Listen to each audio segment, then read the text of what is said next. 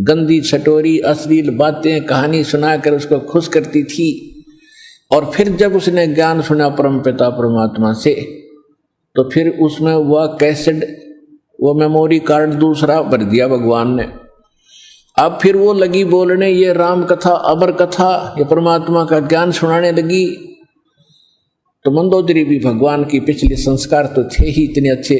रानी जो बनी है कोई आम लड़की औरत नहीं होती, वह उसके पिछले पुण्य बहुत गजब के होते हैं, अच्छे होते हैं। लेकिन आगे वो पिछली बैटरी जो चार्ज है वो खराब कर रही होती है, जब तक आगे चार्जर शास्त्र अनुकूल साधना का नहीं लगता है, तो वो डिस्चार्ज एक दिन होनी है बैटरी। तो जिस कारण से भी उसके अंदर तड़फ थी, तो मंदोदरी कहने लगी है कर्मवती, तेरे अंदर तक गोबर भरा था सारा, और तू तो सारी बकवास सुनाया करती थी। और ये अच्छी बातें तेरे अंदर किसने फीड कर दी? मैंने उस आदमी का नाम बता। तेरे को तो सुधारना बड़ा मुश्किल था, और तू आज इतनी बड़ी आवाज बता भगवान के सत्र की। मैंने ये बता किसने भरा तेरे अंदर ये अच्छा माल? तब उसने बताया कि हमारे घर एक ऋषि आते हैं, उनका नाम मुनिंद्र जी है, और बहुत अच्छी कथा सुनाते हैं। उनके मुख से सुन लेगी तो रानी आप तो गदगद हो जाओगी।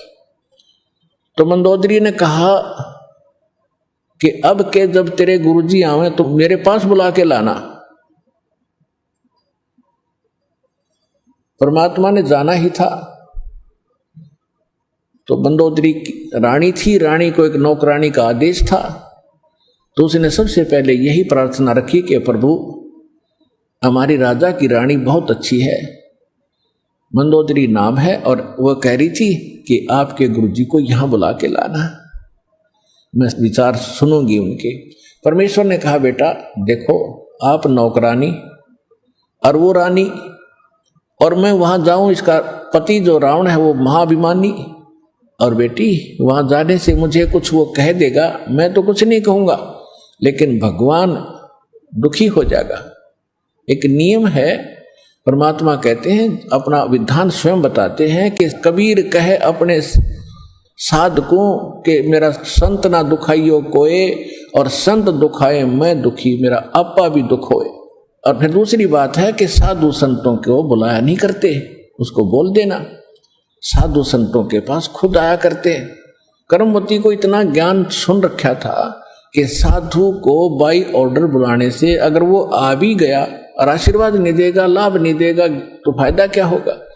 तो मंदोदरी को जाकर के कर्मवती ने कहा कि महारानी हमारे गुरुजी आए हुए हैं, लेकिन ऐसा है कि संत को बुलाना नहीं चाहिए, उनसे आशीर्वाद प्राप्त करने के लिए स्वयं जाना चाहिए, इससे ज्यादा लाभ होता है। वो तो भगवान थी, कहने लगी ठीक है कर्मवती मैं तेरे साथ चलूंगी। वो रानी स्वयं आई, मालिक के दर्शन किए, ओए होए, कहते हैं साधु दर्शन राम का, और साहेब आवे याद, और लेखे में वाहे गड़ी, बाकी का समय बर्बाद। फिर कहते हैं साधु दर्शन राम का मुख पर बसे सुहाग, और दर्श उन्हीं को होते हैं जिनके पूर्ण भाग। मंदोदरी के पूर्ण भाग थे भगवान मिले, परमात्मा का ज्ञान सुना, कुछ कर्मवती से सुन रखा था मंदोदरी ने, और फिर भगवान के मुख से सुना तो जल्दी असर हो गया। दीक्षा की प्रार्थना की, मालिक ने दीक्षा दे दी, शिक्षित हुई। उसके बाद उसने कथा सुनानी शुरू की अपने पति से। स्वाभाविक होता है अगर पति को ज्ञान होता है तो सबसे पहले वो चाहता है मेरी पत्नी माने, इसका भी कल्याण हो। दुर्भाग्य है वो ना मानती, उसके कर्म उसके साथ है, फिर सोचता है मेरे बच्चे भी इस मार्ग को ग्रहण करें। ठीक है, मंदोदरी ने इसी उद्देश्य से रावण से कहा कि जी ऐसे ऐसे एक बड़े महापुरुष आते हैं और भगवान शंकर से भी ऊपर बहुत बड़ी शक्ति बताते हैं, साधु संत झूठ नहीं बोलते होते। पहले ये विश्वास किया जाता था कि संत जो शब्द बोल रहे हैं वो सच्ची है, और इसी आधार से जब श्री कृष्ण जी और अर्जुन एक वेश बदलकर गए थे राजा मोरध्वज के घर पे, जिस दिन अपने पुत्र ताम्रध्वज को राज तिलक दे रहे थे मोरध्वज जी, और उसमें एक यज्ञ किया जाता था और यज्ञ में आने वाले साधु संतों की सभी मनोकामना पूर्ण करनी होती थी, तभी वो सफल मानी जाती थी। ये दोनों साधु संत रूप बना के और एक माया रूपी शेर बना के संग वो साथ ले गए। तो मोर ध्वज और तामर ध्वज और उसकी पत्नी थी वह मोर ध्वज की, तामर ध्वज की माँ, उन तीनों को पता चला तो नौकरों से कहा कि बुला के लाओ साधु संतों को, भोजन कर लेंगे। उन्होंने कहा कि नहीं, वो रानी और राजा स्वयं आए हमें यहाँ लिवाने के लिए, तब हम उसके घर पे कदम रखें। तो तीनों जने, पुत्र भी, रानी भी और राजा भी, उन साधु रूप में विराजमान श्री कृष्ण और अर्जुन और साथ में उनका शेर खड़ा, उनको लिवाने के लिए मोतियों के थाली भरकर लेकर के, और तब वो वहां आए। तो मोरध्वज ने कहा महाराज भोजन प्रसाद पाओ। श्री कृष्ण रूप में, साधु रूप में श्री कृष्ण जी ने कहा कि पहले हमारे शेर को आहार कराओ, फिर हम बाद में आहार करेंगे। और ये मांस खाएगा लेकिन मनुष्य का खाता है, और मनुष्य के विषय में समझ लो कोई पल्लेदार पकड़ के मत ले आना, ये तुम्हारे घर के सदस्य का मांस खाएगा। और सुन लो कि जो आज इस शेर सिंह का जो आहार बनेगा और उसकी मृत्यु होगी वो सीधा स्वर्ग जाएगा। अब उस समय इतना विश्वास किया जाता था कि संत जो कह रहा सत्य, और इस सत्य को मानकर मोरध्वज चाहता है कि आज मेरा दाव लगे। तो कहता महाराज मेरा नंबर लगा दो, मेरा मांस शेर के लिए काट दो, और आरे से काटना था कि मुझे काट दो, और देखो बच्चा जवान हो गया, इसको राज तिलक कर देता हूं, फिर मैं फ्री हूं और ये माँ बेटा दोनों अपना राज करेंगे। अब रानी ने सोचा कि राजा ला गया दाव, आज कहते संत कह रहे हैं कि आज जो मर गया स्वर्ग में, ये तो मरना कल भी है, परसों भी है, ये तो जाना ही है, इससे बढ़िया मौत कब होगी। तो अब उन्होंने आपस में एक ये कहते हैं लालच करे तो ऐसा करे। रानी ने कहा देखो जी व्यवहार की बात है, मैं पति भरता पत्नी हूं और मेरे से पहले मेरा पति की मृत्यु होगी तो मेरा कोई जीवन नहीं है, मेरा काम पूरा हुआ, इनको संतान की आवश्यकता थी, संतान इनको दे दी, ये बच्चा जवान हो गया, इसका विवाह करो, खाना बनाने वाले इनके पास नौकर हैं और लड़का अभी बालक है, आपकी गाइडेंस की इसको जरूरत है राजकाज में, और मेरा काम पूरा हुआ, मेरा नंबर लाओ जी। अब उनको पक्का पता था कि जो साधु करे सच्ची है, तो उस समय इतना विश्वास था। फिर ताम्रध्वज ने खुद कहा कि नहीं जी मैंने आपकी सेवा क्या की आज तक, तो आपने पाला ही पोसा हूं, मेरे ऊपर आपका भार बना हुआ, आपके स्थान पर मैं अपना मांस दूंगा, शेर को अपनी जान दूंगा।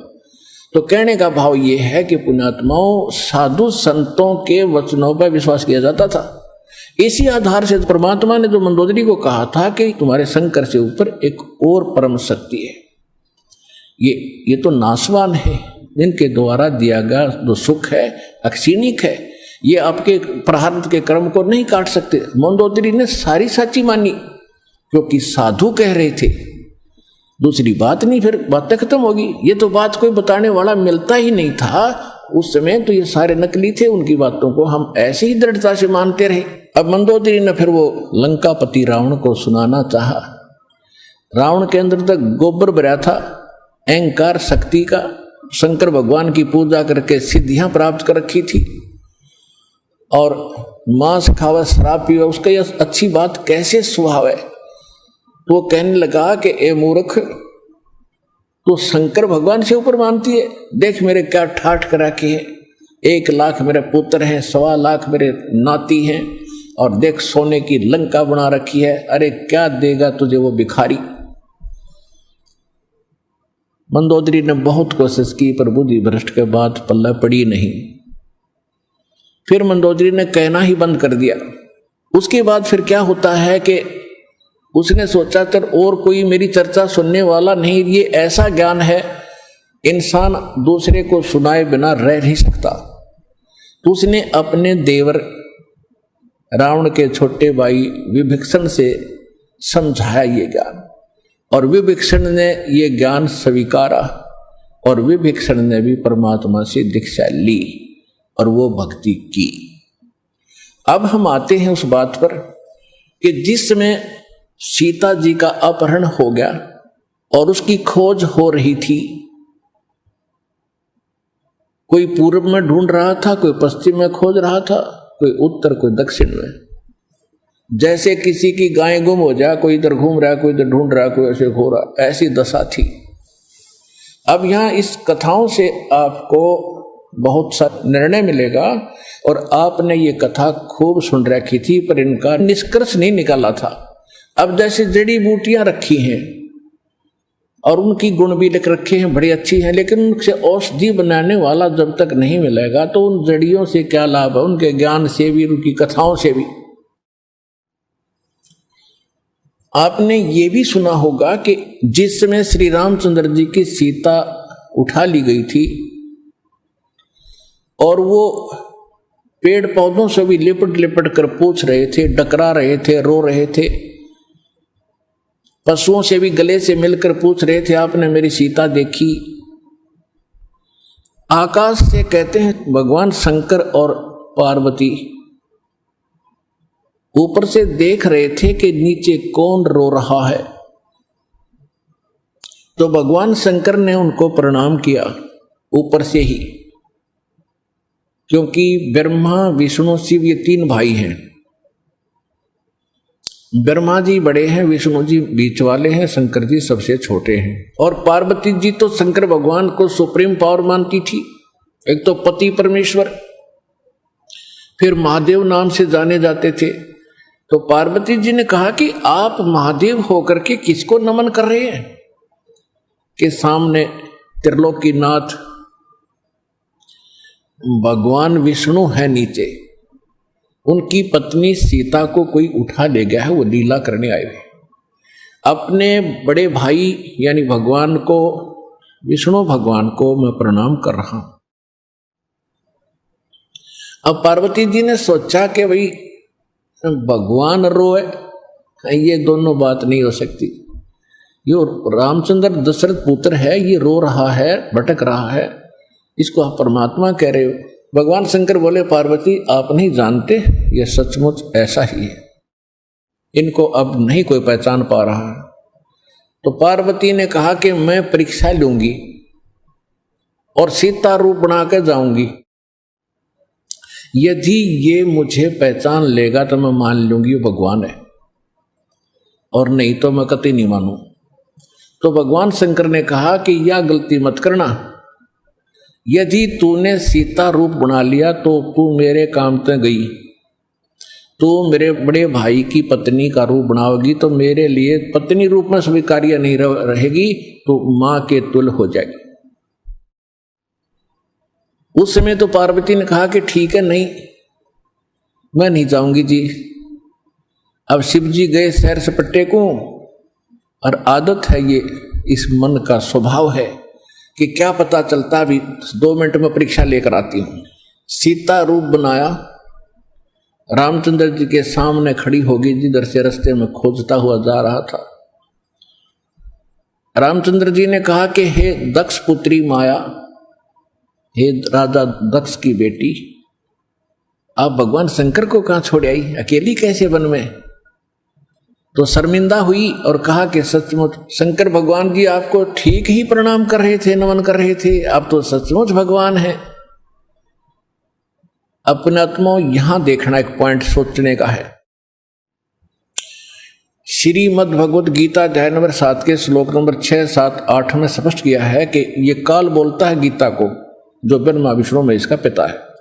ये कहता है कि अर्जुन, बुद्धिमानों की बुद्धि और बलवानों का बल मेरे हाथ में है, जब चाहे स्विच ऑन कर दूं इनकी बुद्धि का, और जब चाहे ऑफ कर दूं। जैसे महाभारत के अंदर अर्जुन को ताकत दे दी और लाखों लोगों का नाश कर दिया उस काल से प्राप्त शक्ति से, और फिर वही अर्जुन जब श्री कृष्ण जी का निधन हो गया था, हत्या हो गई थी, और सारे यादव आपस में लड़ मरे थे, उनकी पत्नियों को लेकर आ रहा था, रास्ते में जंगली लोगों ने, भीलों ने अर्जुन को पीटा, लूटा, और वही धनुष जिसे महाभारत का युद्ध जीता था वो साथ लिए रहता था उसको, और उस दिन उसके हाथ नहीं उठे, खड़ा खड़ा कांपा वो।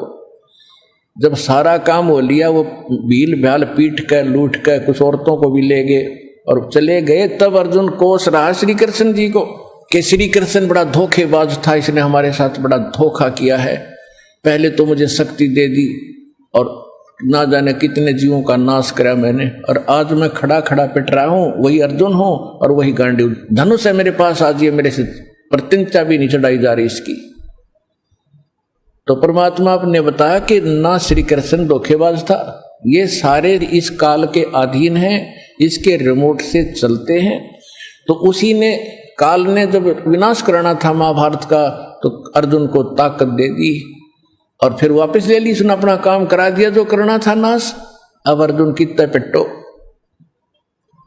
इसी प्रकार ये कहता है बुद्धिमानों की बुद्धि मेरे पास है।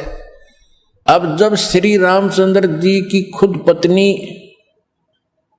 गुम थी, उसका तो पता नहीं उसने कौन उठा लेगा, ढूंढते फिर जैसे गायें गुम हो जाया करे। हर वह पार्वती पहचान दी, तू तो पार्वती है, सीता नहीं है, तो वहां उसकी ऑन कर दी और फिर ऑफ कर दी, खा धक्के। अब क्या होता है, अब हनुमान जी ने छलांग लगाई, एक सिद्धि है जो आकाश में उड़ जाने की प्राप्त हो जाती है। आकाश मार्ग से जाके वो लंका में प्रवेश हुआ हनुमान जी। उनको कुछ आभास हो गया था, किसी जटायु नाम के एक पक्षी ने बता दिया था कि लंका का राजा रावण उठा कर ले गया, इसलिए वहां जाने की और किसी में हिम्मत नहीं थी। सूरवीर बलवान थे, हनुमान जी ने कहा कि मैं जाऊंगा तो कुछ ऐसी निशानी दो मुझे ताकि मुझे पहचान सके कि मैं ऐरा गहरा व्यक्ति नहीं हूं, मुझ पर विश्वास करे माता। तो कहते हैं रामचंद्र जी ने अपनी छाप दे दी, अंगूठी निकाल के उस पर नाम लिखा था उनका, और उसको सीता खूब पहचानती थी। उधर से सीता को घना दुखी कर ही रखा था, सता रखा था रावण ने, एक नौलखे बाग में छोड़ रखा था और उससे रोजाना यातना दिलाता था और अपनी पत्नी बनने की स्वीकृति वो उससे करवाना चाहता था, वो उसने स्वीकार नहीं की। और रावण को एक श्राप लगा हुआ था कि तू कभी किसी औरत के साथ बलात् नहीं कर सकेगा, स्वेच्छा से कोई संपर्क हो तो वो अलग बात है, लेकिन तू किसी का ऐसे जबरदस्ती नहीं कर पाएगा, नहीं तो गल जाएगा तू।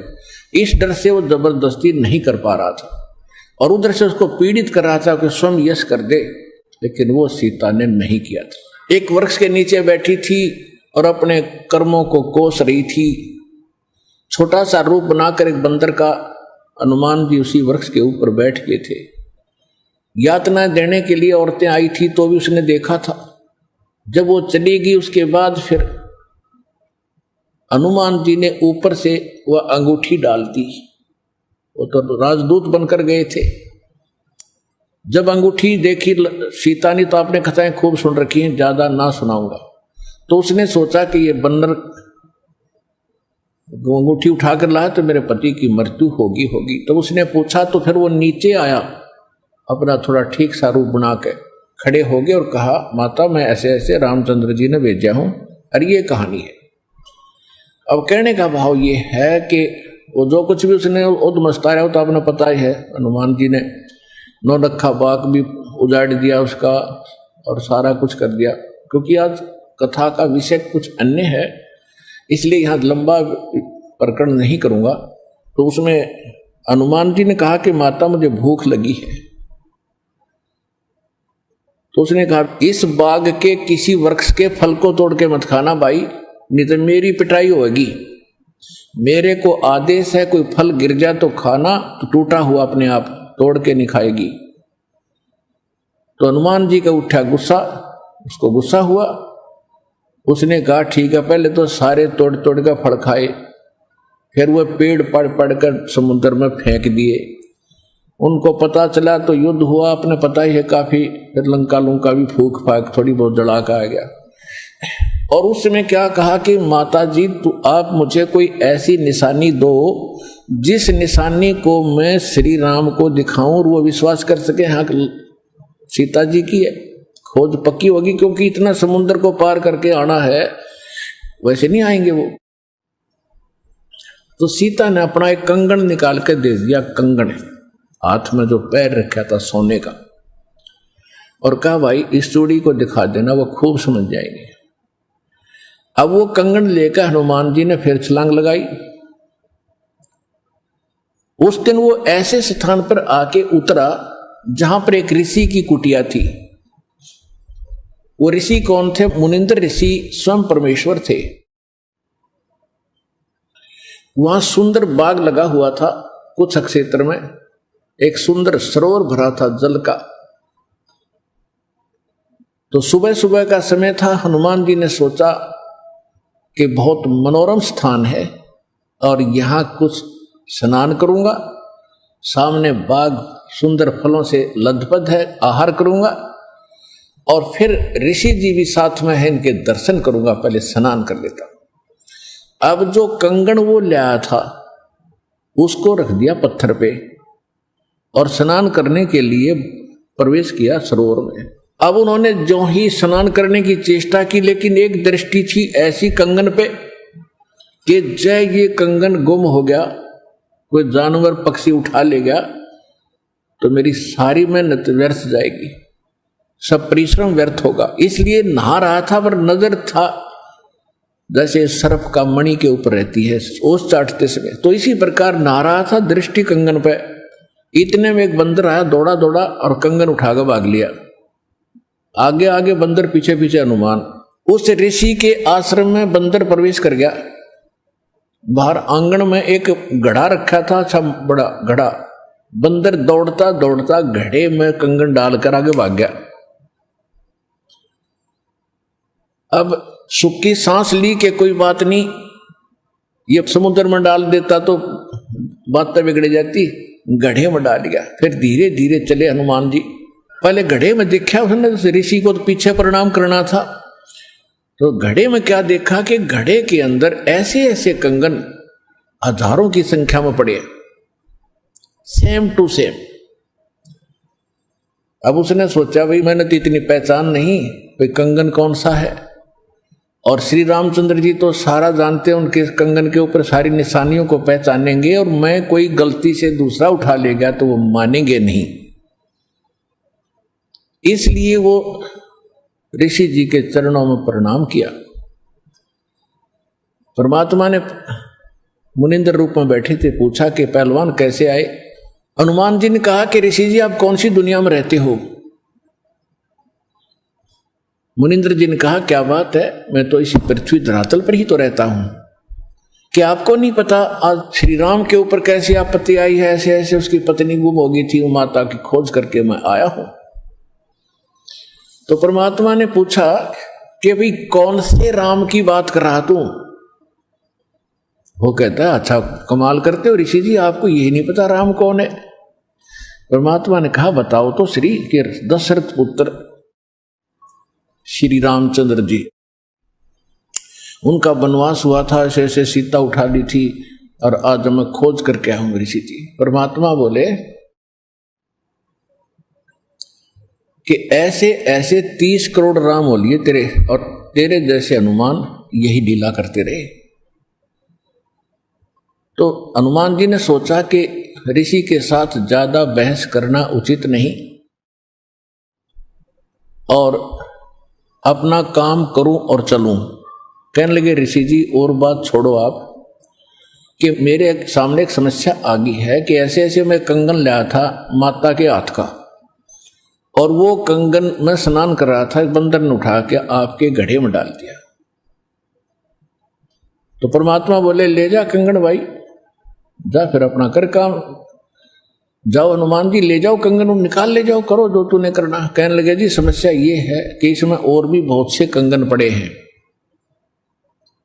और इन कंगनों में पहचान नहीं कर पा रहा हूं मैं, मेरा वो भगवान सीता जी वाला कौन सा है। परमात्मा बोले रे भले आदमी तुम लाने वाला और तुझे पता नहीं तो मैं क्या बताऊं, फिर खोज ले कौन सा है तेरा। तो चिंतित हो गया कि भगवान दया करो। परमात्मा बोले कि जौन सा चाहे वो उठा ले जा और सेम टू सेम पाओगे, इसमें कोई दिक्कत नहीं। कैसे कैसे फिर ये कंगन आए कहां से आपके पास, कि अब सुन मैं कथा सुनाऊंगा तेरे को। जैसे ये रामचंद्र जो आत्मा है ये विष्णु जी की आत्मा है। ऐसे ऐसे न जाने कितनी बार धक्के खा लिए इसने, कितनी बार जन्म लिया, कितनी बार मर लिया। तो प्रत्येक त्रेता युग में ये ऐसा ही होता है। और मैं यहीं बैठा हूं जब का, मेरी तो बहुत युगों की आयु है, मैं यहां बैठा हूं।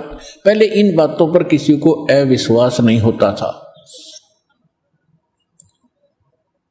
तो हनुमान जी से बताया कि तेरे जैसी आत्मा हनुमान ना जाने कितने बन करा लिए और कितने ये ऐसे कंगन ले लेकर आए हैं। इसी प्रकार वो बंदर उठाकर इसमें डालता रहा है। तो हनुमान जी ने पूछा कि हे ऋषिवर, मान लिया आपकी बात, जो कंगन लेकर हनुमान आता होगा वो कंगन तो लेकर भी जाता होगा। कहाँ लेकर जाता है? इस घड़े में मेरी आशीर्वाद से ऐसी पावर है कि डुप्लीकेट कॉपी तुरंत बना देता, एज इट इज, 1 के 2 कर देता है। और नहीं विश्वास है तो ले ये कटोरा उठा के कोई दिया, ले इसमें डाल के देख ले। हनुमान जी ने कटोरी उठा कर उसमें डाली, तुरंत 2 होगी, 1 जैसी। अब वो दोनों को देख रहा कि सचमुच ठीक है।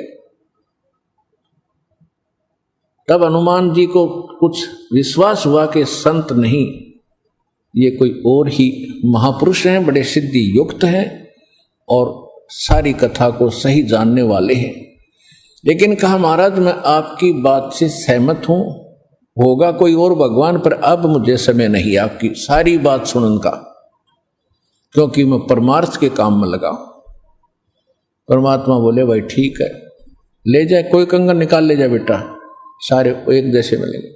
वो उठाकर ले गए कंगन को। लेकिन हनुमान जी को फिर भी विश्वास नहीं हो रहा था। जब श्री रामचंद्र जी को दिखा दिया और रामचंद्र जी ने ओके कर दिया, जब हनुमान जी को संतोष हुआ कि 3100 की 100 सत बात हो, उधर से वो ऋषि की घटना भी नहीं भूल पा रहा था, उधर से फिर युद्ध भी शुरू होना था। कहने का भाव ये है, बात फाइनल होगी कि सीता वहां है, सारे लक्षण बता दिए और वो कंगन को देखकर रामचंद्र जी को विश्वास हुआ। अब समस्या आई कि उसके ऊपर पुल बनाएंगे समुद्र पर। वो कथा आपको सुना दी कि 3 दिन तक स्वयं रामचंद्र जी घुटनों पानी में खड़ा होकर के याचना करता रहा। तीसरे दिन जब उसने कहा लक्ष्मण से कि बरा अग्नि बांध दे, ये लातों के भूत बातों से नहीं मानते, इसको फूंकता हूं। 3 दिन हाथ जोड़ता रहा कि हे सागर राज मुझे रास्ता दे दो, ये मान नहीं रहा। तब विपर रूप धारण करके समुद्र आया। उसने कहा कि भगवान ऐसा ना करो, इसमें ना जाने कितने जीव जंतु हैं, सब नष्ट हो जाएंगे, आपको पाप लगेगा। और ये जल सारा समाप्त हो गया तो ये गड्ढा बन जाएगा 1000 किलोमीटर गहरा, आप फिर भी नहीं जा सकते। कि हे रामचंद्र जी ऐसा काम करो, सर्प भी मर जाए लाठी ना टूटे। तो वो कारण जानना चाहा तो समुद्र ने बताया कि आपकी सेना में ये नल नील नाम के 2 ऐसे भक्त हैं जिनको इनके गुरुदेव का आशीर्वाद है कि इनके हाथों से पत्थर भी तैर जाते मेरे ऊपर, और कोई चीज यहां पर फ्लोट नहीं कर सकेगी। अपने आत्माओं यहां मान बढ़ाई खत्म करती है। और जितने भी वहां आसपास ऋषि महर्षि भगत लोग थे, वो विष्णु पुजारी होते ही थे उस टाइम। तो सब ने पता चला कि विष्णु के अवतार श्री राम आए हैं, श्री राम की पत्नी उठा ली गई है, पता चल गया है वो रावण के यहाँ है, उसके ऊपर चढ़ाई करेंगे, लड़ाई करेंगे। वो मान नहीं रहा। तो नल और नील ये भगत सारे पहुंच गए सेना में, क्योंकि भगत तो हेल्प करें, दुखी ऐसा है कि, तो वो भी सेना में खड़ा पाया आगे दोनों। तो उनको बुलाया गया। रामचंद्र जी ने कहा भी नल नील कौन है वो आगे आए। अब पुण्यात्माओं यहां मार खाता है इंसान, और परमात्मा इस प्रकार की जो हम गलतियां करते हैं, अपना भक्ति नाश करते हैं, उसके लिए सतर्क करते हैं। यहां पर क्या किया, नल और नील के मन में अभिमान आ गया, अहंकार आ गया कि आज हनुमान भी फेल, रामचंद्र भी फेल, क्योंकि पत्थर नहीं तर रहे, समुद्र पुल नहीं बन रहा, हमारे पास ऐसी शक्ति है कि पत्थर रखेंगे तैर जाएंगे।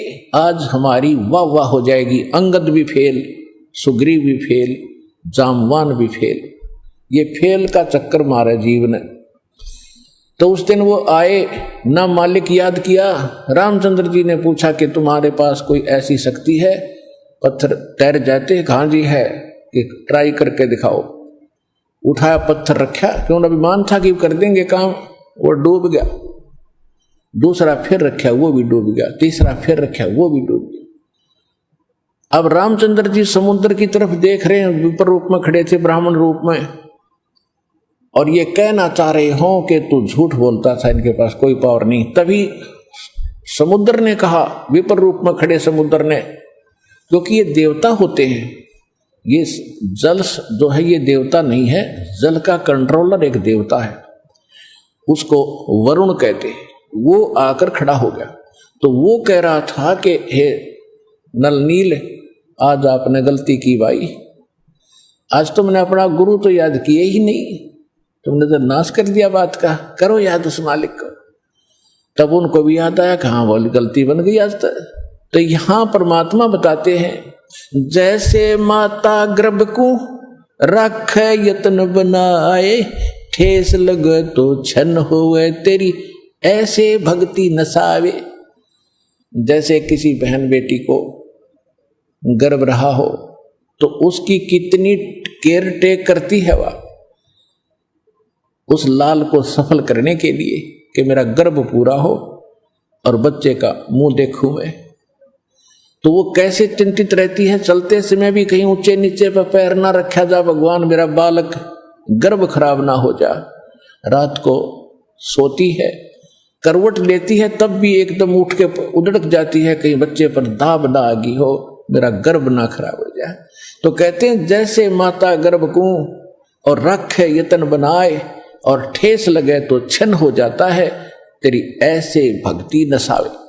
तो इस भक्ति रूपी गर्भ जो आज आपकी आत्मा में परमात्मा के सच्चे शब्द से पल रहा है, इसको इतना संयम से, इतना देखभाल से, यानी सावधानी से इसको परिपक्व करना पड़ेगा। जैसे माता गर्भ को रख है यतन बना और ठेस लगे तो छन हो, तेरी ऐसे भक्ति नसावे। तो छोटी मोटी हम गलती कर देते हैं लापरवाही में, क्योंकि हमने इस लाल की कीमत का नहीं पता, जो आज हमारी आत्मा में सत भक्ति रूपी जो मालिक का मंत्र से गर्भ रह रहा है, यानी आत्मा प्रफुल्लित हो रही है, जो भक्ति रूपी जो लाल हमारे अंदर बन रहा है, इसको ऐसे संभाल के रखना है, ना अभिमान करना है, कोई मर्यादा भंग नहीं करनी है, नहीं तो फिर नुकसान हो जाएगा, आपकी भक्ति नष्ट हो जाएगी। अब उन्होंने परमात्मा को याद किया, रे नल नील यतन करे हार, तब सतगुरु से करी पुकार। रे नल नील यतन करे हार, तब सतगुरु से करी पुकार। जा सतरे खोलखी अपार सिंधु पे सला तराने वाले। जा सतरे खोलखी अपार सिंधु पे शिला तिराने वाले। धन धन सतगुरु सत कबीर भगत की पीड़ मिटाने वाले। धन धन सतगुरु सत कबीर भगत की वो पीड़ मिटाने वाले। नल नील ने जब याचना की हृदय से, ए भगवान गलती बन गई, आपके हाथ में इज्जत है हमारी, तो उसी समय परमात्मा वहां प्रकट हो गए। थोड़ी सी दूरी पर सब ने देखा कि वो कौन आ रहा सामने। नल नील ने भी देखा, ये तो मेरे गुरुजी आगे हमारी पुकार सुन ली इन्होंने। जब मुनिंदर जी निकट आए, सभी ने दंडवत प्रणाम किया, श्री राम ने, हनुमान ने, सब ने। हनुमान जी ने देख लिया, बाबा जी तो वही है भाई, ये तो बिल्कुल सही, ये तो शक्तिशाली ऋषि हैं। लेकिन उस समय और वार्ता करने का समय नहीं था, जो समस्या थी वह उनके सामने अड़ी हुई थी। तब श्री रामचंद्र जी ने मुनिंद्र ऋषि से अर्ज की थी, भगवान आज हमारे सामने ये समस्या आई है। अभिमानी रावण हमारी याचना नहीं मान रहा है। हमने उसे खूब दूत भेजकर, अंगद को, हनुमान जी को, सबको भेजकर उससे प्रार्थना कर ली है, इसको लौटा दे मेरी पत्नी को। वो माना नहीं। अब नहीं माना तो हमने युद्ध करना पड़ेगा और उसके लिए रास्ता चाहिए समुद्र पर। समुद्र रास्ता दे नहीं रहा। इसने विधि बताई कि आपके शिष्यों के पास यह शक्ति थी। मेरा दुर्भाग्य कि आज इनके हाथों में भी शक्ति नहीं रही। तो परमेश्वर ने कहा कि आज के बाद इनके हाथों में यह शक्ति रहेगी भी नहीं। इन्होंने बहुत बड़ी गलती की है, जो हम मैं रोज बताता हूं कि अभिमान से भगवान कोसों दूर है। और इतने दिन के बाद इतना दुख था इनके ऊपर, इन्होंने फिर बकवास कर दी। अब इनके पास यह शक्ति नहीं रही। तो श्री रामचंद्र जी ने कहा कि हे ऋषिवर, मेरी समस्या का समाधान करो। जब आप अपने बच्चों को, अपने शिष्यों को आशीर्वाद दे सकते हो शिला तराने का, तो आप खुद भी कृपा बख्श सकते हो। मेरे लिए लंका में जाने का रास्ता बना दो। तब परमेश्वर ने कहा ठीक है भाई, मेरा वचन है तेरे बाप तय। परमेश्वर ने कहा था कि तेरे बाप से मेरा वचन है कि तेरा पुल बनवाऊंगा। अब ये रामचंद्र जी का समझ में नहीं आई कि मेरे बाप से और क्या वचन है, इनका क्या वायदा है। परमात्मा ने अपनी प्यारी आत्मा धर्मदास जी को बताया था कि जब मैं प्रथम सतयुग में सतलोक से यहाँ आ रहा था तो बीच में इस काल की एक तपस्या है, वहां पर जीव दुखी किए जा रहे थे और मैं जोग जीत रूप में अपने पुत्र के रूप में वेशभूषा में था। तो इसने पहले मेरे साथ कुछ बकवास करी थी, ज्योत निरंजन ने इसकी पार नहीं बसाई थी, तो मेरे चरणों में गिर गया था। और इसने मेरे से वचनबद्ध करवा कर कुछ प्रार्थना की थी कि कुछ और सुविधा मुझे देना। उनमें से एक तो ये थी कि मेरा पुत्र विष्णु श्री राम रूप में जाएगा, और ऐसे उसके प्रारब्ध में लिखा है कि उसकी पत्नी को रावण उठाएगा, समुद्र पर पुल नहीं बनेगा, आपके बगैर वहां कोई कृपा नहीं कर सकेगा, उसकी हेल्प नहीं कर सकेगा। तो परमात्मा ने स्वीकार किया था कि मैं ये काम भी करूंगा। फिर दूसरा वर्ग क्या था कि वो फिर समुद्र के ऊपर उसने जो तीर त्यार दिखा के जबरदस्ती धमका के रास्ता लेना चाहा था, इसका प्रतिशोध समुद्र लेगा। वो क्या करेगा कि जब ये श्री कृष्ण रूप में जाएगा और फिर ये क्या करेगा, बाद में मृत्यु के उपरांत एक राजा को दर्शन दे करके जगन्नाथ का मंदिर बनवाना चाहेगा अपनी महिमा बनाए रखने के लिए। तो उस पुरी के स्थान पर जो जगन्नाथ मंदिर बनवाओगा उसको समुद्र इस प्रतिशोध में नहीं बनने देगा कि इसने मेरी बेइज्जती की थी तीर दिखा के राम रूप में, इसका प्रतिशोध लेगा और वो मंदिर न बनने नहीं देगा, बार बार तोड़ेगा। आप उसका मंदिर बनवाना, क्योंकि बच्चे हट कर लेते हैं तो वो मानते नहीं है, तो इसलिए वो कह रहा था जी आप दया करिए, मानेगा नहीं। तब परमेश्वर ने कहा था तथास्तु। और भी कई चीजें कही थी कि दूसरा ये मांगा था कि 3 युगों में जीव थोड़े पार करना, क्योंकि परमात्मा ने कहा था कि मैं कलयुग या तेरे नीचे के लोकों में जाऊंगा और तूने सबको मिसगाइड कर रखा है, सच्चा भगवान सच्चा ज्ञान छुपा रखा है। मैं सच्चाई बताऊंगा और सबको ज्ञान दूंगा, ऐसी भक्ति और नाम दूंगा, सभी तेरे लोक से पार होकर सतलोक जाएंगे।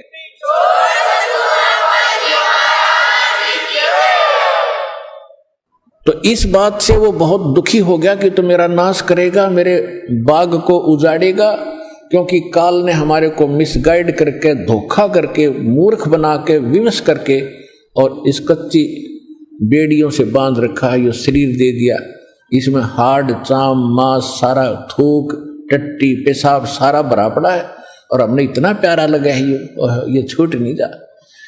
परमात्मा कहते इतना बढ़िया शरीर दूंगा, वहां जाकर ना नाड़ी होगी, ना नस होगी, ना कोई बीमारी, ना हारी, ना कोई बीपी हाई, ना लो होगा। तो वो हमने पता ही नहीं था कोई ऐसा भी स्थान है जहां ऐसा सुख है। तो परमात्मा ने कहा था तेने क्या हाल कर रखा उन बच्चों का सारा, कोई गधा बना दिया, कोई कुत्ता बना दिया, और जो मनुष्य वो कौन से सुखी हैं, उनको ऐसा ज्ञान दूंगा और ऐसा मंत्र दूंगा वो यहां भी सुखी होंगे, मेरे साथ सतलोक जाएंगे।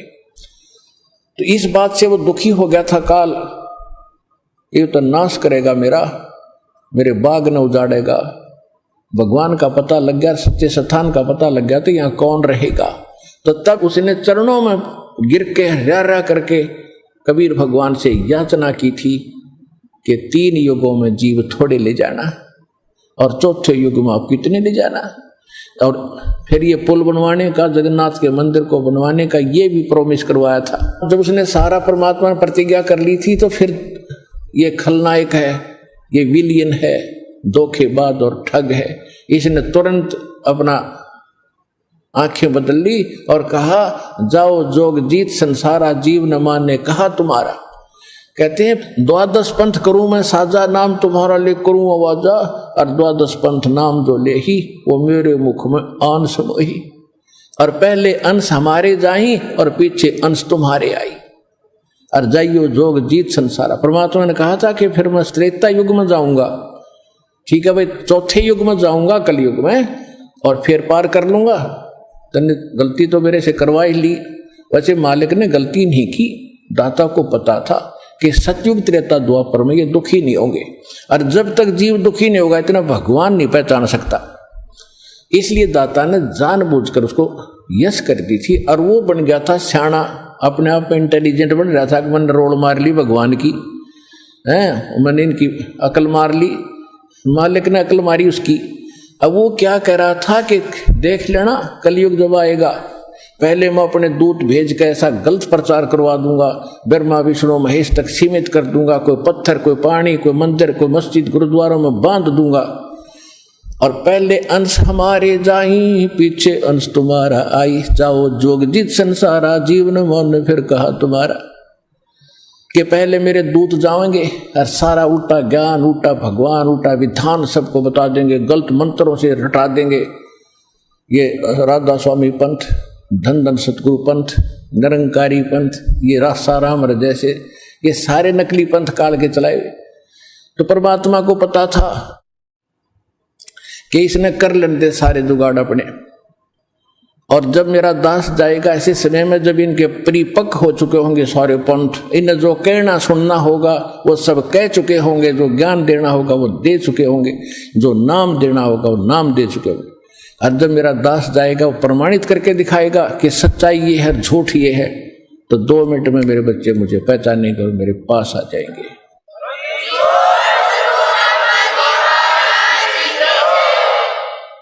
परमेश्वर ने कहा था कि चौथा युग जब कलयुग आई तब हम अपना अंश पठाई, और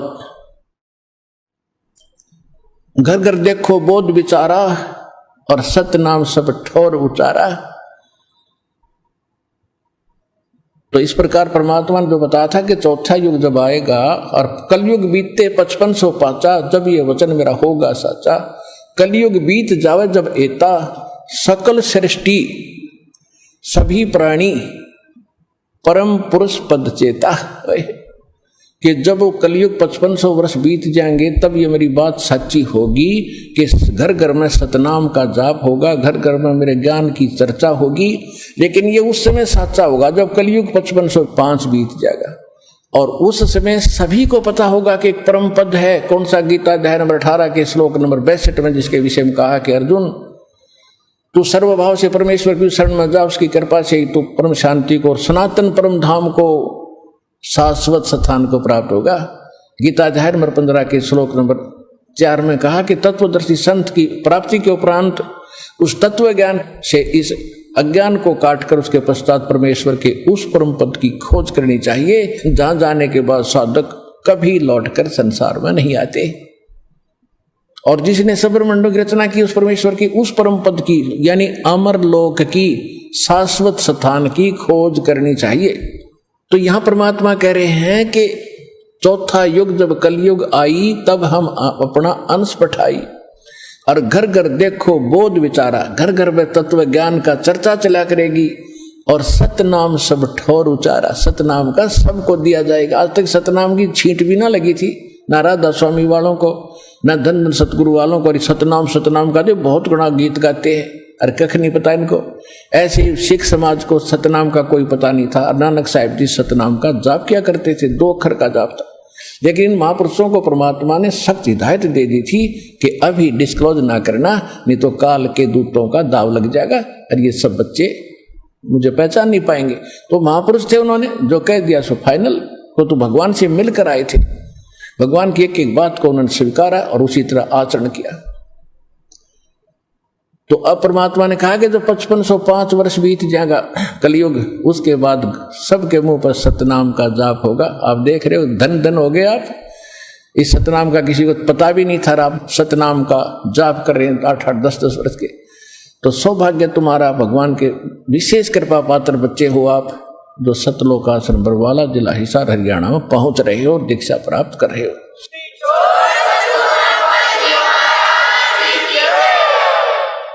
अब प्रसंग आया है कि परमेश्वर ने कहा था कि मैंने तेरे बाप से वचन कर रखा है, इसलिए मैंने आना पड़ा और ये पुल बनवाऊंगा मैं। अब रामचंद्र के बात समझ में नहीं आया, मेरे पिता से कैसे वचन हुए होंगे।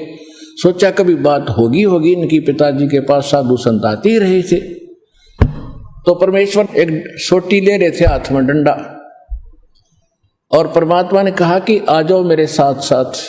इस पहाड़ के चारों तरफ एक चक्कर लगाता हूं, निशान लगा दी, रेखा कि एक बहुत बड़ा पहाड़ था, उसके चारों तरफ का एक लाइन खींचा है, रेखा। परमात्मा एक रेखा खींच दी डंडी से कि इसके बीच बीच के पत्थर मैंने हल्के कर दिए, फ्लोटिंग कर दिए, और इनको उठाओ और फोड़ो, तराशो और पुल बनाओ। नल और नील को फिर भी सेवा दे दी कि ये राज मिस्त्री रहे हैं और इनको पत्थर तराश के सेट करना आता, इसकी मदद लेना, और नल नील सहायता करना इस परोपकार में। तो नल नील ने वो राज का काम कराया था उनमें, उनको तराश तरूश के एक दूसरे में फंसा दिया ताकि वो अड़े रहे। लेकिन आशीर्वाद कबीर भगवान मुनिंद्र जी का था, जिससे पत्थर तरे थे और लंका पर चढ़ाई करने के लिए समुद्र पर पुल बना था। धन धन सत्य गुरु सत्य कबीर भगत की, पीड़ मिटाने वाले। धन धन सत्य गुरु सत्य कबीर भगत की, पीड़ मिटाने वाले भक्त की, पीड़ मिटाने वाले भक्त की, पीड़ मिटाने वाले। धन धन सतगुरु सत्य कबीर भगत की, पीड़ मिटाने वाले। रहे नल नील यतन कर हार, तब सतगुरु से करी पुकार। रहे नल नील यतन कर हार, तब सतगुरु से करी पुकार। जा सत रेखा लिखी अपार सिंधु पे, सिला तिराने वाले। जा सत रेखा लिखी अपार सिंधु पे, सिला तिराने वाले। धन धन सतगुरु सत कबीर भगत की, पीर मिटाने वाले। डसी सर्प ने जब जा पुकारी, इंद्रमती अकुलाए। डसी सर्प ने जब जा पुकारी, इंद्रमती अकुलाए। आपने तुरंत करी सहाय, बेरूली मंत्र सुनाने वाले। आपने तुरंत करी सहाय, बेरूली मंत्र सुनाने वाले। धन धन सतगुरु सत्य कबीर भगत की, पीड़ मिटाने वाले। दामोदर सेठ के होते अकाज, अर्ज करी डूबता देख जहाज। दामोदर सेठ के होते अकाज, अर्ज करी डूबता देख जहाज। लाज मेरी रखियो गरीब नवाज, सिंधु से पार लंगाने वाले। लाज मेरी रखियो गरीब नवाज, समुद्र से पार लंगाने वाले। धन धन सतगुरु सत्य कबीर भगत की, पीड़ मिटाने वाले। कह कर जोड़ दीन धर्मदास दरस दे, पूर्ण करियो आस कह कर जोड़ दीन धर्मदास दरस दे, पूर्ण करियो आस मेटियो जन्म मरण की तरास, सत्य पद प्राप्त कराने वाले। आइए अब हम उन श्रद्धालुओं के अनुभव जानते हैं जो जगत गुरु तत्वदर्शी संत रामपाल जी महाराज जी से दीक्षा प्राप्त कर चुके हैं तथा उनके द्वारा बताए गए भक्ति मार्ग पर चल रहे हैं। नमस्कार सर। नमस्कार सर जी। सर क्या नाम है आपका? रामकृष्ण कुशवाहा सर। रामकृष्ण जी, आप कहाँ के रहने वाले हैं? सर मैं गंजबासौदा जिला विदिशा से आया हूँ। सर संत रामपाल जी महाराज से नाम दीक्षा आपने कब ली? सर 21 सितंबर 2017 को मैंने संत रामपाल जी महाराज जी से दीक्षा ली।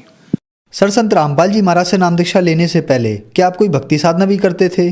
जी सर, मैं सारे धर्म की देवी देवताओं को मानता था और 6 महीने तक मैंने ब्रह्म कुमारी पंथ से भी साधना की थी। हर धर्म के जो कार्यक्रम होते थे उनमें भी जाता था, कथाएं सुनता था और श्री कृष्ण को विशेष भगवान मानकर उनकी सेवा करता था। और इस्लाम धर्म में भी जाता था सर, जो सवारियाँ आती उनमें भी सेवा करता था और कहीं कुछ ऐसा कव्वाली वगैरह होती तो वहाँ जाता था, और जो जैसे अजमेर वगैरह है और जो छोटी मोटी जो मज़ारें होती वहाँ भी जाता था सर मैं। और तो भी इस प्रकार में अपनी जो धार्मिक विधियाँ होती थी सब धर्म की वो करता रहता था। सर आपने बताया कि आप ब्रह्म कुमारी पंथ में थे, हिंदू धर्म में जो रीति रिवाज से पूजा होती है वो भी करते थे, इस्लाम धर्म की भी पूजा करते थे, आप सभी धर्मों को मानते थे और सभी धर्मों की पूजा करते थे। तो फिर संत रामपाल जी महाराज की शरण में आप कैसे आए? सर संत रामपाल जी महाराज के एक हमें शिष्य मिले थे कुछ समय पहले, तो 6 महीने तक हमने उनसे चर्चा की और अपने रामायण को हमने बहुत जांचा परखा, उसमें समझा। तो उसमें एक चीज़ हमको मिली कि जितने भी ये धर्मगुरु हैं तो वो नकली हैं, रामायण में ये सब बताएगा। और एक चीज़ उनसे विशेष लिखी थी कि कलयुग केवल नाम आधारा। तो जो संत रामपाल जी का शिष्य था वो भी यही कहता था कि नाम दीक्षा लेना पड़ती है। तो हमने पहले उससे चर्चा की और उसको समझ कर लगभग 6 महीने के बाद हमने संत रामपाल जी से दीक्षा प्राप्त कर ली थी। सर हमने सुना है कि जो भी श्रद्धालु संत रामपाल जी महाराज से नाम दीक्षा लेते हैं उनको कुछ ना कुछ लाभ जरूर प्राप्त होते हैं। तो क्या संत रामपाल जी महाराज से नाम दीक्षा लेने के बाद आपको भी कुछ लाभ प्राप्त हुए? जी सर, हमें बहुत लाभ प्राप्त हुए संत रामपाल जी महाराज जी से। हमारा चश्मा लगा हुआ था सर जी, हमारा सिर इतना दर्द करता था, सर्दियाँ हों चाहे गर्मियाँ हों अपना सिर दीवार में मारते थे। लेकिन जैसे ही हमने संत रामपाल जी महाराज जी से दीक्षा प्राप्त की तो सिर दर्द भी खत्म हो गया और चश्मा भी उतर गया हमारा। पता ही नहीं चला कि हमारी जो बीमारी थी वो कहाँ चली गई। जो भूत प्रेत की बाधा भी हमको होती थी वो भी संत रामपाल जी की दया से समाप्त हो चुकी है। और हमारी माता जी को भी जो भूत प्रेत की बाधा होती थी और हर साल वो हर महीने कहीं ना कहीं वो जाती थी, तांत्रिक क्रियाएं करवाती थी, कहीं किसी के पास कहीं किसी के पास। तो वो कुछ ना कुछ मांगते थे, कहीं बलियां मांगते थे, कहीं ये चढ़ा दो, कहीं मुर्गा चढ़ा दो, कहीं बच्चे की बलि चढ़ा दो, ये सब करते थे। लेकिन जब हमें ये ज्ञान समझ में आया तो हमने संत रामपाल जी से दीक्षा प्राप्त की और हमें विश्वास बन गया कि संत रामपाल जी सब कुछ कर सकते हैं। तो इसी प्रकार कोई तांत्रिक हमारे घर पे आया था, हमारे पिताजी ने हमको चेक करवाया कि तेरे को भी कोई तांत्रिक क्रिया किसी ने करवाई होगी, तू भी चेक करा। तो मेरे को विश्वास बन गया था संत रामपाल जी की दया से कि मुझे कुछ नहीं हो सकता। तो उन्होंने मुझे चेक किया तो मुझे कुछ नहीं निकला। और मेरी माता जी को चेक किया था जब उन्होंने दीक्षा नहीं ले रखी थी तो उनको वो सारी तांत्रिक क्रियाएं दिखा दी गई थी कि आपको ये सारी तांत्रिक क्रियाएं हैं, आपको ये सब करना पड़ेगा, तांत्रिक टोटके करना पड़ेंगे तब आप इसको मुक्ति मिलेगी। लेकिन मेरे को संत रामपाल जी की दया से कुछ नहीं हुआ और तब से मैं अभी तक ठीक हूँ। और मेरी माताजी बचपन से ही भूत प्रेतों के चंगुल में फंसी रहती थी। शादी हुई तो भी उनको भूत प्रेत साक्षात नजर आते थे। तो जब से उनको कुछ कहीं बीमारियां भी होती थी, कहीं किसी तांत्रिक क्रिया के पास जाते थे हम लोग, कहीं भगवानों के पास, कहीं हनुमान जी के पास, कहीं दुर्गा जी के पास, और सब लोग यही कहते थे कि हाँ धीरे धीरे खत्म हो जाएगा। तो कुछ समय राहत मिलती थी। 1 महीने आपने कुछ करवा दिया, पूजा कर ली, 1 महीने हो गया और फिर 1 महीने के बाद जो का तो हो जाता था। लेकिन संत रामपाल जी जो चमत्कार देख के माता जी ने मुझे देखा तो उन्होंने ये बताया कि मुझे भी संत रामपाल जी से दीक्षा दिला दो, मैं भी सही होना चाहती हूँ। तो नवंबर 2017 को मेरी माता जी ने भी संत रामपाल जी से दीक्षा प्राप्त कर ली और जैसे ही दीक्षा प्राप्त की उस दिन से मेरी माता का बुखार समाप्त हो गया और भूत प्रेत जो साथ लगे रहते थे वो भी उस दिन से गायब हो चुके हैं। और उनकी जब भी वो सोती थी तो उनके सामने वो आ जाते थे कि मैं यहाँ हूँ, मैं वहाँ हूँ, लेकिन परेशान नहीं कर पाते थे। वो यही बोलते थे तू कहाँ पहुँच गई है, तू किसकी शरण में पहुँच गई है, तुझसे मतलब ऐसे व्यक्ति के शरण में पहुँच गई कि हम तेरा हानि नहीं कर पा रहे हैं। तो इस प्रकार मेरी माता जी ने अच्छे से भक्ति चालू कर दी और आए कई दिन माता जी को संत रामपाल जी महाराज के दर्शन होते रहते हैं। कभी वो सपने में आते हैं, बता देते हैं। अभी कुछ समय पहले ही किसी ने मेरी माता जी को तांत्रिक क्रिया करके कुछ खिला दिया था, तो मेरी माता जी ने तो पता ही नहीं था कि क्या है इसमें, खा लिया। लेकिन फिर संत रामपाल जी सपने में आए, कह लिए बेटा तूने तो खा लिया, तेरा तो ये बच गया जीवन, लेकिन घर में और कोई खा लेता तो इन सब का जीवन नाश था, इस सबको फेंक दे तू। तो इस प्रकार से संत रामपाल जी महाराज हमारे परिवार की रक्षा कर रहे हैं और मेरी माता जी की भी रक्षा कर रहे हैं। सर क्या आप नशा भी करते थे? जी सर, मैं नशा करता था, सिगरेट भी पीता था, दारू भी पीता था सर। तो क्या सर संत रामपाल जी महाराज से नाम दीक्षा लेने के बाद आपका नशा छूट गया? जी सर, 100% ये मेरा नशा छूट चुका है सर। मैं पहले नशा इतना करता था कि हर दिन सिगरेट पीता था, वही 15-15 रुपये वाली पीता था सर, और दारू भी पीता था, हर हफ्ते में महीने में पीता रहता था। लेकिन मैं इनको छोड़ नहीं पा रहा था, ना ही इनका मन करता था कि इनको छोड़ूं, कि ऐसे ही एक दिन ऐसे ही मर जाऊंगा, कोई दिक्कत नहीं है। लेकिन संत रामपाल जी की शरण में आने से मेरा नशा छूट गया और मैं किसी को ये नशा ना करने देता हूँ, ना लाकर उनको देता हूँ, सहयोग भी नहीं देता हूँ उन लोगों को।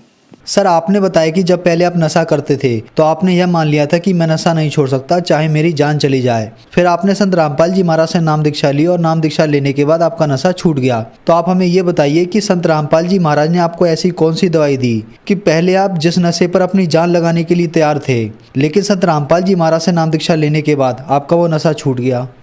जी सर, संत रामपाल जी महाराज के वचनों में, उनके ज्ञान में वो शक्ति है, जैसी दीक्षा प्राप्त करता है इंसान और उस ज्ञान को समझ लेता है तो ये नशा ऑटोमेटिकली छूटता है।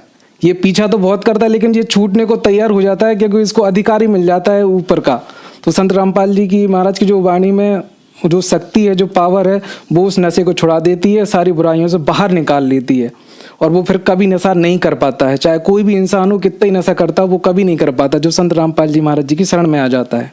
सर संत रामपाल जी महाराज से नाम दीक्षा लेने के बाद आपकी माताजी को जो बचपन से भूत प्रेत की समस्या थी वो ठीक हुई और आपका नशा भी छूट गया और भी बहुत सारे लाभ आपको प्राप्त हुए। तो जो श्रद्धालु आज आपको देख रहे हैं, आप उनके लिए क्या संदेश देना चाहते हैं? जी सर, जो भी श्रद्धालु मुझे देख रहे हैं, जगत के भाई बहन देख रहे हैं, भगत लोग देख रहे हैं, तो उन लोगों को मैं यही प्रार्थना करूँगा।